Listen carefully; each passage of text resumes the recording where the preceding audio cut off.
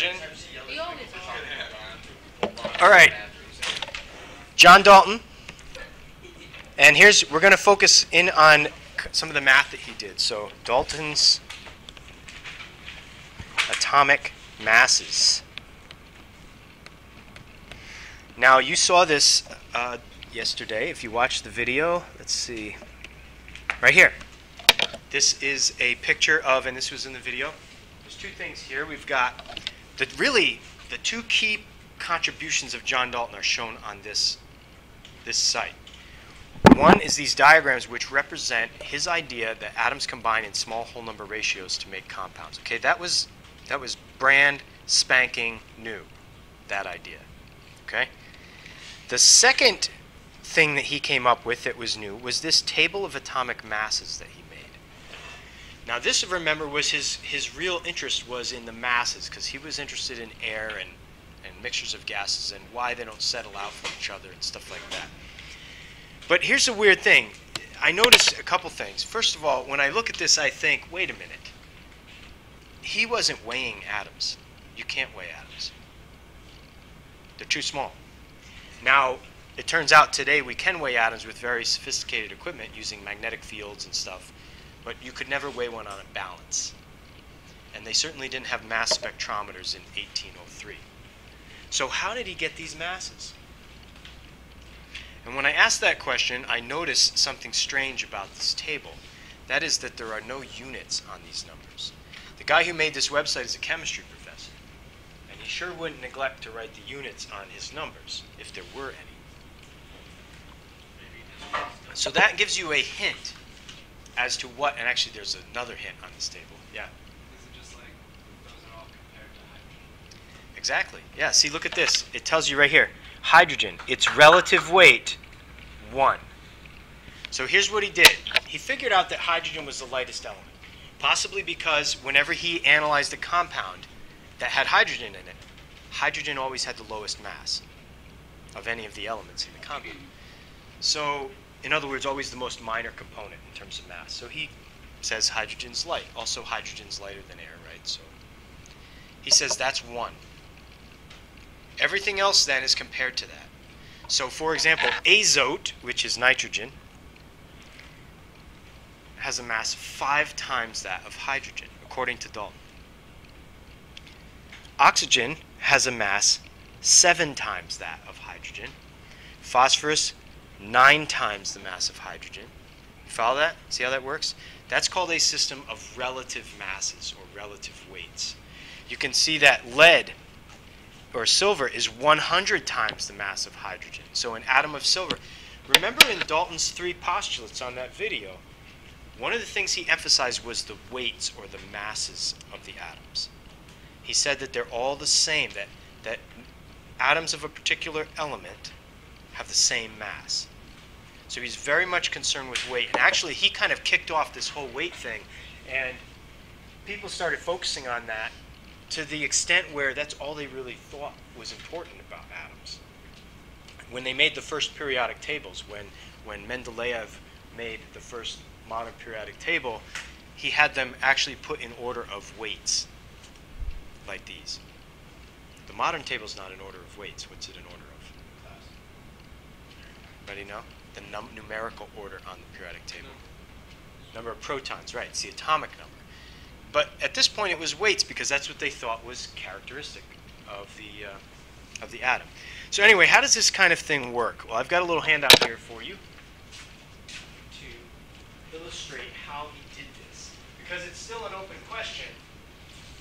How did he figure out the relative weights? You can't exactly put a carbon atom on one side of a balance and a hydrogen atom on the other. We're talking about things that weigh 10 to the minus 24 kilograms. 10 to the minus 23 kilograms. It's not something you're going to weigh on any balance.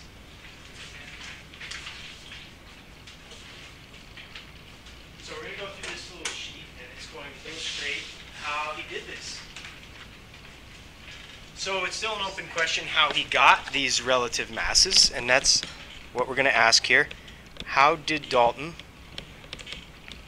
determine the relative masses of atoms.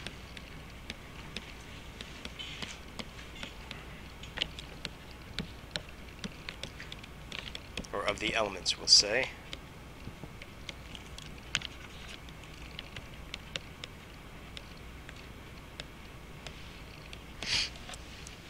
Now, before I go any further, this word relative is important, but I want you to realize that really any system of measurement is relative. All you're ever doing is comparing. When I say that something weighs 1 kilogram, all I mean is that it weighs the same as a chunk of platinum in France that's under glass. But instead of saying this weighs 1 chunk of platinum in France under glass, I say 1 kilogram. And if it weighs half as much as that standard chunk of platinum under glass in France, I say it weighs 1/2 kilogram. And if it's 1/1000th, I say 1 milligram or 1 gram. Okay? So they're all relative. It's all just comparing something to another. Yes? Wouldn't it be simpler just to have a chunk of platinum in France that weighs 1 gram?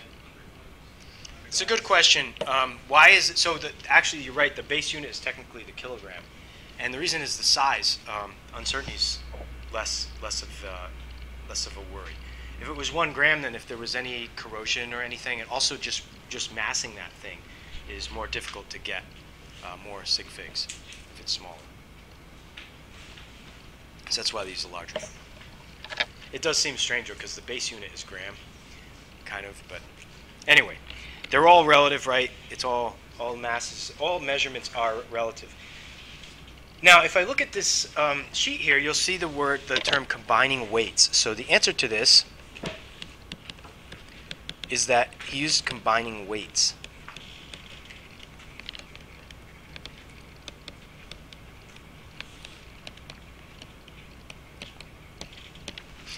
Now, in combining weights, basically you take a compound, for example, at the top of this sheet, you take, this says 2 grams hydrogen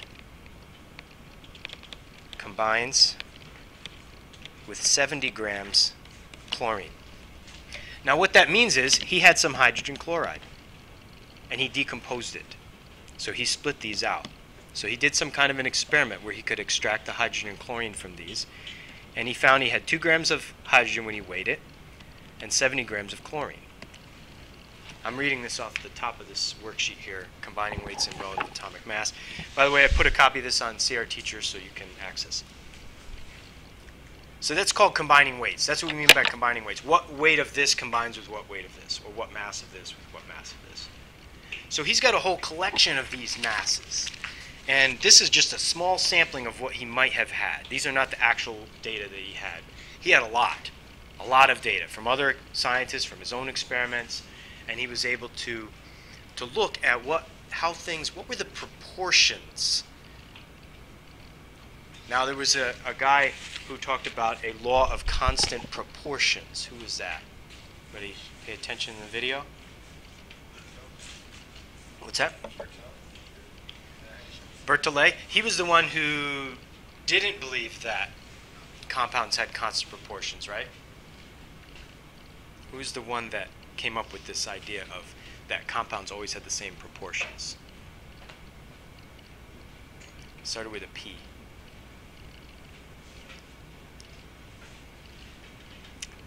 Okay, well,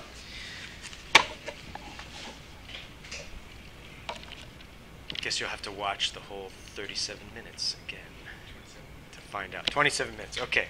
Anyway, Dalton believed it.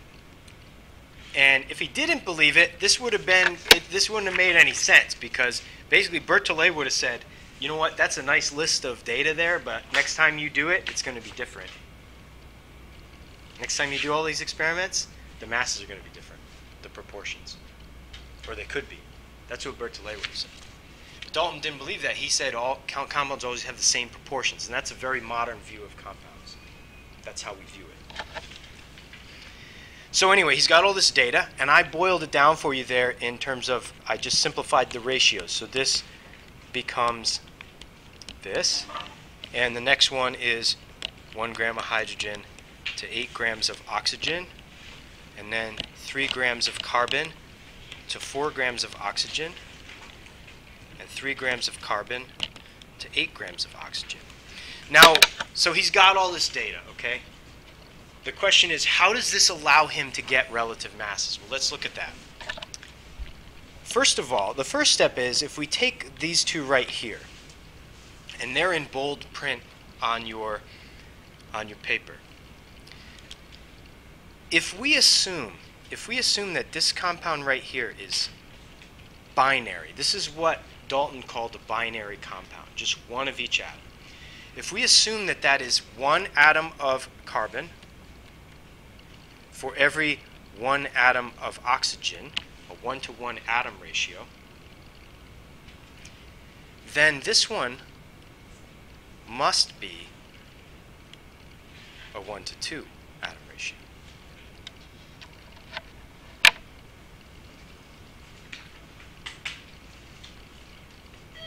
Did you get that? Look at the masses. This one's 3 grams. They both have the same mass of carbon. Okay? Same mass of carbon. This one has twice the mass of oxygen that this one has. So, if this one is CO, this one is CO2. See, here's the thing. If it's true, as Dalton says, that all atoms of oxygen have the same mass, then if I have twice the mass, I have twice the atoms. Okay? I know it might seem simple, but I think sometimes it's so simple that it's easy to overlook. Right? Easy not to see. If the atoms all have the same mass, then if you have twice as many, you have twice the mass. I wonder if the same thing's true about the volume. Do they all have the same volume, all oxygen atoms? And if you doubled them, the number of oxygen atoms, would you have twice the volume? Are we including the bonds? That's a good question. If there are bonds, you might have to consider the arrangement, that how they're packed, right, together, and whether that's staying the same. So this is the first step. First of all, we realize that there's this proportionality between the numbers of atoms and the mass. You with me? Numbers of atoms, mass. There's something constant here, and it's the mass of the atom, right? If that weren't constant, then all bets are off. We don't know what the heck's going on, right? But if the mass is constant, then we have this kind of foundation that we can build on. So moving on, we have to realize, though, that there's a hazard here. We actually assumed this. We assumed that. We don't really have any reason to assume that. How do we know it's not C2O? How do we know that this one is not CO2? Yeah, and if this were CO2, this one would be CO4. What if this one were CO4? Then this one would be CO8. If this one were CO6, this would be CO12. If this one were C2O, this one would be C2O2. Oh, yeah. See how that works? So we don't know that it's just CO, but we're guessing. Remember, this is all about take a guess, test it, right? Now in this case, it's going to be a bit more serious than that, because if he makes an error at this stage, the error could carry through to the end, as you're going to see. Yes? Isn't anything more than CO2 any possibility? Yes, but of course Dalton didn't know that. So can we put CO8 as possible answers? Actually, no, you could have CO3. There's such a thing as CO3. I guess you wouldn't have CO4. But okay, so moving on. First of all, we have to make this assumption. Now, what Dalton did, Dalton started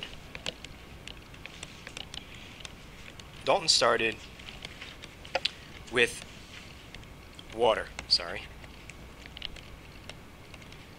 Now, the ratio for water was 1 gram hydrogen to 8 grams oxygen. Now here's how Dalton worked. Whenever he had a compound, he assumed it was binary, unless he had more compounds with the same elements, in which case he took the largest ratio and assumed it was binary. So like in this case right here, he had 2 compounds with carbon and oxygen, so he assumed the first one was binary, the one with the smallest, with the largest ratio of carbon to oxygen. Okay. He only had 1 compound of hydrogen and oxygen. Or if he had hydrogen peroxide, he just assumed, either way, he assumed that this was HO. Now you can see we're in for trouble right away because we know it's not HO. Right? Today we know it's H2O, and you can get the sense that he's about to introduce an error of a factor of 2 into his calculations, which is what he did. So now we make a table, and if you look down at the bottom of this, I have a table here where we're gonna figure out the relative masses just the way that John Dalton did. So you can write this down. Hydrogen is 1. Now that is just arbitrary. He named hydrogen 1. He assigned hydrogen a mass of 1. He said, that's the simplest unit, that's the smallest one, I'm going to call that 1. All right? Everything else is going to be compared to that. So let's look at chlorine. Well, he only has 1 compound with chlorine. It's this one right here. And so the relative mass of chlorine must be 35. Because, look, if this is HCl, then it's a 1-to-1 atom ratio. That means the mass ratio is 1 to 35. So chlorine's 35. Now here is where it gets tricky with oxygen, because here he used water, and he assumed that water was HO, which seems like a reasonable assumption. 1-to-1. I mean, think about it. Water's like the most basic substance, right? Very simple substance, made of hydrogen and oxygen. By the way, guess who discovered that water was not an element, that it was made of hydrogen and oxygen? You want to take a guess? What was the name of that guy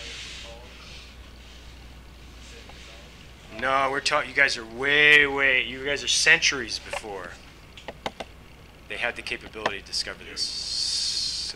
Lavoisier. Another of his discoveries was that water was made of hydrogen and oxygen, and it fits right in with his oxygen combustion theory. There was an experiment done by Cavendish, and I think Priestley did it also, where they burned hydrogen gas and oxygen gas together, and the only product was drops of water on the inside of the flask. But it wasn't until Lavoisier that they correctly interpreted that. Lavoisier saw it and he said, wow, water is the result of combustion of hydrogen. And so, anyway, he did a lot of cool stuff. What does he say the relative mass of oxygen is? Yeah, 8, exactly. Now, before I move on, look at that and convince yourself that that would be 8. That oxygen would have a relative mass of 8. If hydrogen's mass is 1, and if there's 1 atom of hydrogen and 1 atom for every 1 atom of oxygen, and 1 gram of hydrogen combines with 8 grams of oxygen, that means that the oxygen atoms are 8 times as massive as the hydrogen atoms. Okay? There's kind of a lot of stuff built into that. There's a lot of little logical steps built into that. The reason I'm emphasizing this is we're not going to get stuck on Dalton here, but this is the principle that underlies the mole, which is something we'll be using throughout the year. Have you ever heard of the mole before? Yeah, something times 10 to be... Right, yeah. something. So this is what we use when we're dealing with the weights of atoms and compounds. We never talk about the masses of them in kilograms, like the mass of 1 atom and the mass of 1 molecule. We always talk about what we call molecular weights, and those are relative weights just like this. So that's why I'm emphasizing this. As we go down the chart, we've got carbon. Now watch this. What does he use to find carbon? Well, he uses this one. So you got 3 grams of carbon to 4 grams of oxygen. Now he knows oxygen is 8. so he can figure out carbon. See how that works? Now he knows oxygen, and he can use oxygen to figure out carbon. Even if he doesn't have a compound of hydrogen and carbon, he can figure out carbon by using oxygen. So what does he say carbon is worth? What does it weigh? If oxygen is 8, and this is CO, and it's 3 grams of carbon to 4 grams of oxygen. Same number of atoms of carbon and oxygen. You got the same number of atoms, but it's 3 grams of carbon and 4 grams of oxygen.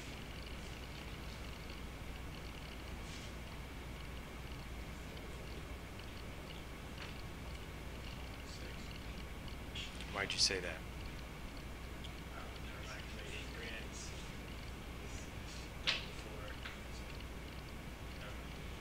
Well, that would work too. That would work. It is 6. But the basic idea is this. Look, here's the thing. 1 atom carbon for every 1 atom of oxygen. Same number of atoms. The mass of the carbon is 3/4 the mass of the oxygen. 6. 3/4 of 8.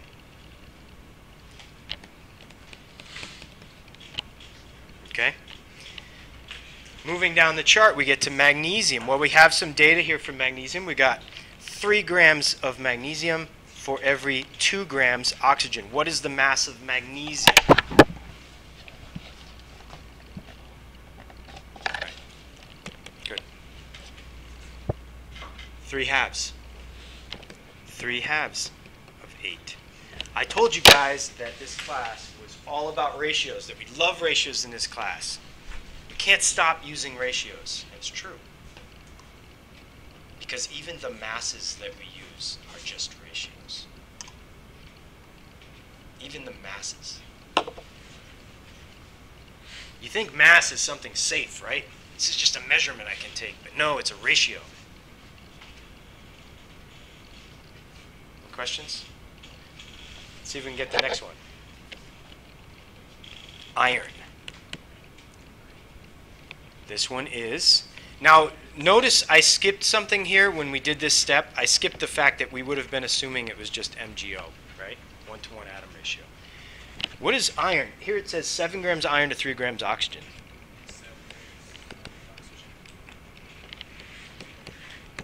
What's that? It's about 19, I think, right?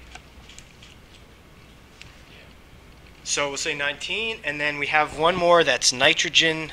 What are we going to call nitrogen? We got 14 grams nitrogen for every 3 grams hydrogen.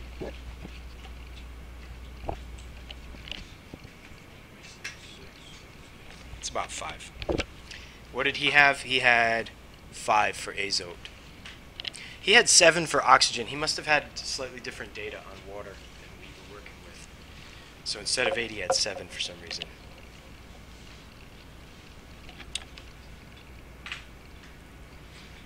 Okay, now let's take a look at this. This one is actually okay. We still say that hydrogen's about 1 gram per mole, 1 atomic mass unit. Chlorine's 35. That's the average mass of 35, 35.453, something like that. Oxygen. Wrong. He was wrong on that. It's 16. Now that error carried through to carbon because he used oxygen to figure out carbon. That should have been 12. See how that works? Now magnesium, he used oxygen to figure out magnesium. That's 24. Iron a little trickier. Here the problem was not only that he used oxygen, that was part of the problem, but also that this was not FeO. This was Fe2O3. And he actually didn't use that compound either. I'm not sure what compound he used. This should have been 56 or thereabouts, which is about 3 times, factor of 3. And then nitrogen, see, here's the problem. A big part of the problem is this whole assumption right here. This was ammonia, by the way. It's not NH, it's NH3. That's NH3. So the mass of this is actually 14. Because this 3 grams, there's 3 times as many hydrogen atoms as there are nitrogen atoms, so the ratio is still 14 to 1.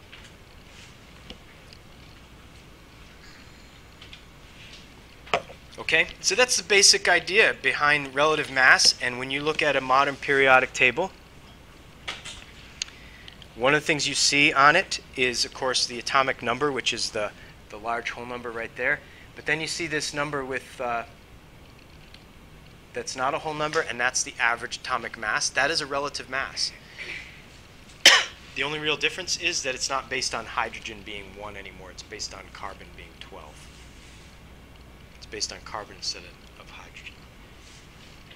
But you see you got magnesium 24, oxygen 16, nitrogen 14, carbon 12, and so on.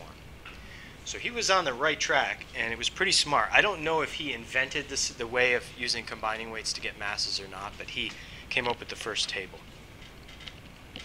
Any questions about that?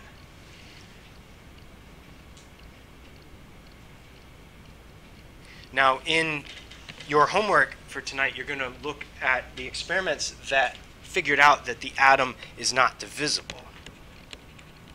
I mean, not indivisible. Atoms are not indivisible, as John Dalton supposed. Neither are they all exactly the same mass. It turns out there's something called isotopes, which are atoms of the same element that have a slightly different mass, right? But they're not indivisible, they have parts. And the videos that you're going to watch tonight are about how those parts were discovered, how they figured out that atoms had parts. But what I want to do now is sum up the parts of the atoms and their characteristics. So we're going to look at the parts of the atom, and I'm going to make a long table, so you probably want your notebook in landscape mode like this. It's going to be a long table. You're not going to have room if you just keep it in profile mode. So parts of the atom. And we're going to make a table. It's going to start out with the name of the part, the symbol, and so on. And there are 3 main parts. Now, it turns out that you can actually split some of those parts into smaller parts, but we're going to stick with 3 for now. And of course, the first one is called proton. That's what we're going to start with. All right, I have a question. Yeah. So name and symbol should go on like a margin, right? It's up to you how you want to set this up. I would suggest making it look something like this.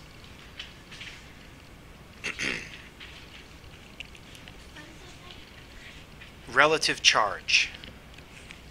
So the symbol for a proton is a P with a plus sign up at the top like that. And that's because its relative charge is +1. Just like we have relative mass, we have relative charge.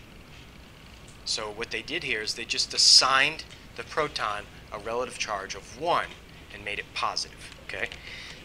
Electron is the next one. Electron was actually discovered first. But the electron symbol is E with a negative sign. And it has a relative charge of -1 exactly. So here's what this means. The charge on the proton and the electron is exactly equal in magnitude, just opposite in sign.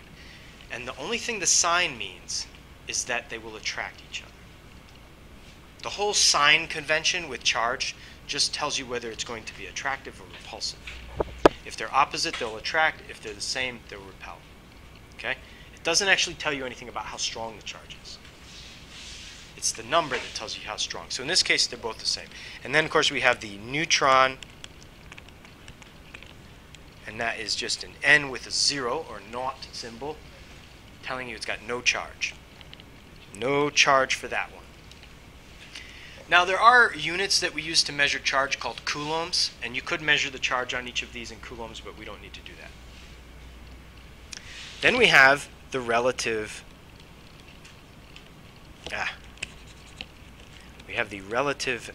mass.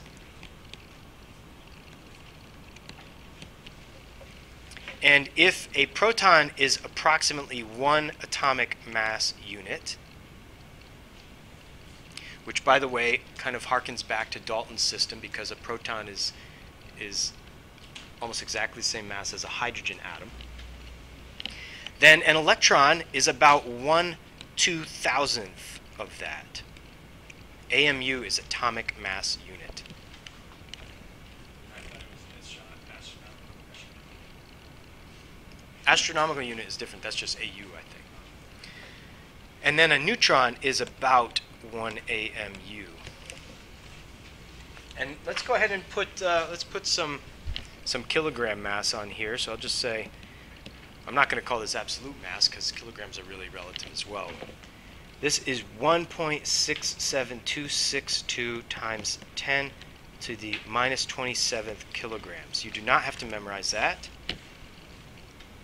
Whereas an electron is 9.10939 times 10 to the minus 31 kilograms. And a neutron, 1.67493 times 10 to the minus 27 kilograms. Now, the only reason I write these up there is, first of all, just to point out how terribly small these things are. That is a very, very small number. I think that goes below the bottom of our little chart on the prefixes. The other thing I want you to notice is this. Look how the neutron and proton are close, but not the same. They're not exactly the same. And it's kind of interesting because it turns out neutrons and protons are made of something smaller, right? Does anybody know what they're called? Quarks. They're called quarks. And neutrons and protons are both made of 3 quarks. But they're made of different combinations of 3 quarks, such that one of them ends up with a positive charge and one with no charge. So that's what's kind of behind that. And maybe we'll talk a little bit more about that later. There's all kinds of fundamental particles. This isn't even close. This is like, I don't know, 60 or 80. I always forget how many total particles that have been discovered. Electrons, as far as scientists know, are a fundamental particle. They have not been able to divide those into smaller particles. Okay, moving down the chart here. The next thing we're going to do is we're going to write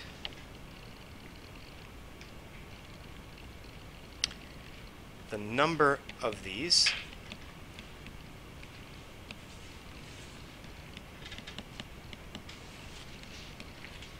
Is, and in the case of protons, it's called the atomic number. So what we call the atomic number, which is the whole number shown in the periodic table, that is the number of protons in the atom. There's really no name for the number of electrons. And the number of neutrons is the mass number minus the atomic number. Now let me make a little note about this one. I'm going to put a little footnote here, an asterisk. And I'm going to say that the thing we call the mass number, now this is the mass number, it's not the mass, it's different. The mass number is the protons plus the neutrons. That is not the same as the atomic mass. It's just counting. It's just a number of things. It's just counting them up. It's not a mass at all. Why they call it the mass number, it's kind of confusing, but it's not a mass. All right, next.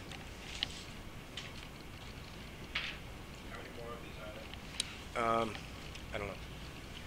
The next one is, if you change the number of these, I think this is the last column.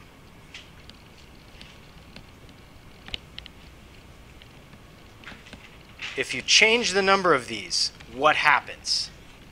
If you change the number of protons in an atom, what happens? What do you get? A different element. You get a different element. You actually change what the element is if you change the protons. In other words, you can't change the protons and still have the same element. Look at this. This is the atomic number. That's the number of protons. So if I take a carbon atom that has 6 protons and I add a proton, I don't have carbon anymore, I have nitrogen. If I take a proton away, I have boron. So those are actually the numbers of protons. And that is really at the core. Think about it. Those things are in the nucleus, which is one thing I didn't put up here. Protons and neutrons are in the nucleus, electrons are outside. Right? I meant to put that in one of these columns. It's at the very core of the being of the atom. It's what makes it who it is. It's protons. Okay? It's at the very heart. Now, if you change the number of electrons, what do you make? You make an, starts with an I, close, that's the next one down. You make an ion. You make an atom with a charge, but you have not changed what element it is. A charged atom. And we'll talk more tomorrow about how that works. Basically, if you take an electron away or add one, you're changing the balance of charge. You no longer have equal positive and negative charge, and so the whole thing ends up with a charge, either plus or minus. But it's the same element. So like it could be Na plus, for example, or Cl minus. Now the last one, if you change the number of neutrons, all you do is change the mass, for the most part. Not entirely true, and we'll get to nuclear chemistry next week probably, or later this week. For this one, you make a new isotope. Isotope. That means it's the same element, just has a different mass. And you might be a little confused here because John Dalton said that that wasn't possible. In fact, I just used that as part of my reasoning in our little combining weights illustration. Same element, different mass. Not all atoms of the same element have exactly the same mass, but here's the thing. The average is constant. And so because the average mass of an element is constant, we can still use the same kind of reasoning that Dalton used. Even though they don't actually all have exactly the same mass, their average mass is constant. That stays the same, for the most part. Sort of. Okay? So this table kind of sums up everything that you need to know about the different parts of the atom. Of course, we're going to get into a lot more detail, especially about electrons, as we go on in the year. But let's focus in for now on ions. All right, and clarify what we mean by an ion. So I'm going to put a couple more asterisks down here. Asterisks. Ions. Let's just look at an example. Let's take a sodium atom. Now you can think about, this doesn't really happen, but you can think about all atoms as starting as neutral. It's not as if you're going to go out in nature and find a bunch of neutral atoms around, but sometimes they're neutral, sometimes they're ions. What does that say? That says sodium, and then it says 11 protons and 11 electrons. And is Okay. that just what the number is? Yep, let's look at right here. There's sodium right there. Okay. Sodium has 11 protons. Its atomic number is 11. I don't know why this is taking so long. Its atomic number is 11. And in the neutral atom, there are 11 protons and 11 electrons. Okay? So you can think about atoms as starting out neutral, which means 11 protons, 11 electrons. So basically what you have here is you have 11 positive charges and 11 negative charges, and that adds up to a 0 net charge. It's balanced out. It's neutral. Okay? The atom is neutral. A sodium ion, however, still has 11 protons. It has to, or it wouldn't be sodium. But instead of 11 electrons, it has 10 electrons. So now you have 11 positive charges and only 10 negative charges, and you end up with a +1 charge left over. That makes the whole atom have a charge. It would literally be attracted to an electrode that had a negative charge. So if you had a battery and you put 2 electrodes into salt water, the sodium ions will literally move to the negative electrode. They will be attracted to it because the sodium ions have a positive charge. They literally have a static electric charge. So that's what we mean by ion. And the same thing can happen with, on the negative side, you can take a chlorine atom.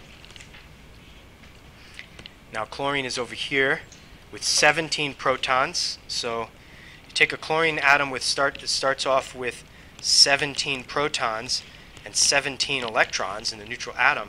A chloride ion still has 17 protons, but now it has 18 electrons for a total charge of -1. So you can change the numbers of electrons. It happens all the time. Take them away. You can take away 3, 4. You might take away 7 electrons from an atom. It's still the same element. Now, it's going to behave a lot differently. It's going to behave very differently, and we'll see that in the lab when we have lab tomorrow? Yeah, we're going to do a lab tomorrow in which we'll see the difference between copper ions and copper atoms. They behave a lot differently, but they're still the same element. And the same thing's true when you change the mass number. I mean, when you change the mass of an element, add neutrons or take away neutrons, you just change the mass. Of course, you can also destabilize the nucleus by doing that, but we'll talk about that more later.